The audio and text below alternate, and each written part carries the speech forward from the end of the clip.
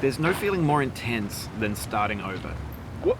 If you deleted your homework the day before it was due, as I have, or if you left your wallet at home and you have to go back after spending an hour in the commute.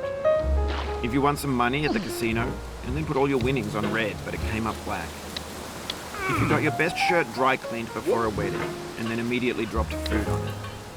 If you won an argument with a friend and then later discovered that they just returned to their original view. Starting over is harder than starting up. If you're not ready for that, like if you've already had a bad day, then what you're about to go through might be too much. Feel free to go away and come back. I'll be here.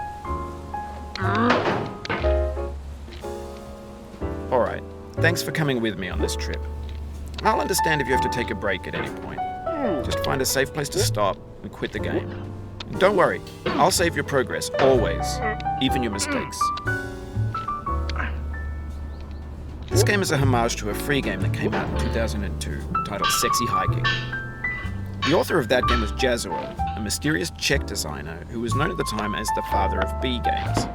And B games are rough assemblages of found objects. Designers slap them together very quickly and freely, and they're often too rough and unfriendly to gain much of a following. They're built more for the joy of building them than as polished products. In a certain way, Sexy Hiking is the perfect embodiment of a B game. It's built almost entirely out of found and recycled parts, and it's one of the most unusual and unfriendly games of its time. In it, your task is simply to drag yourself up a mountain with a hammer. And that act of climbing, in the digital world or in real life, has certain essential properties that give the game its flavor. No amount of forward progress is guaranteed. Some cliffs are too sheer or too slippery. And the player is constantly, unremittingly in danger of falling and losing everything. Anyway, when you start Sexy Hiking, you're standing next to this dead tree that blocks the way to the entire rest of the game. It might take you an hour to get over that tree, and a lot of people never got past it. You prod and you poke at it, exploring the limits of your reach and your strength, trying to find a way up and over. And there's a sense of truth in that lack of compromise. Most obstacles in video game worlds are fake. You can be completely confident in your ability to get through them once you have the correct method or the correct equipment or just by spending enough time. In that sense, every pixelated obstacle in Sexy Hiking is real. The obstacles in Sexy Hiking are unyielding, and that makes the game uniquely frustrating. But I'm not sure Jazuo intended to make a frustrating game. The frustration is just essential to the act of climbing, and it's authentic to the process of building a game about climbing. A funny thing happened to me as I was building this mountain. I'd have an idea for a new obstacle, and I'd build it, test it, and it would usually turn out to be unreasonably hard. But I couldn't bring myself to make it easier. It already felt like my inability to get past the new obstacle was my fault as a player rather than as a builder. Imaginary mountains build themselves from our efforts to climb them, and it's our repeated attempts to reach the summit that turns those mountains into something real.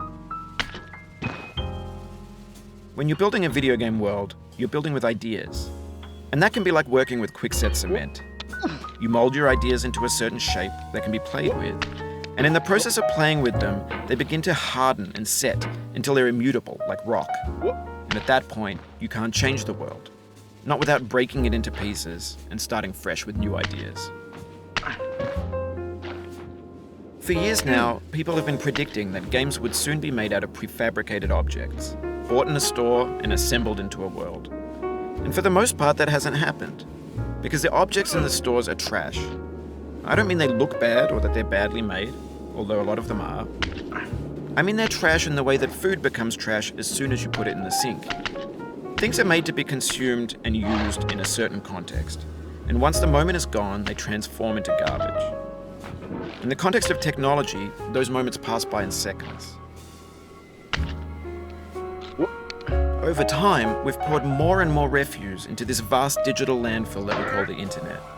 It now vastly outnumbers and outweighs the things that are fresh and untainted and unused. When everything around us is cultural trash, trash becomes the new medium, the lingua franca of the digital age. And you can build culture out of trash, but only trash culture. B games, B movies, B music, B philosophy. Maybe this is what digital culture is. A monstrous mountain of trash, the ash heap of creativity's fountain. A landfill with everything we ever thought of in it. Grand, infinite, and unsorted. There's 3D models of breakfast, Gen X's fanfic novels, scan magazines, green screen Shia LaBeouf, banned snuff scenes on Live Leak. Facebook's got lifelike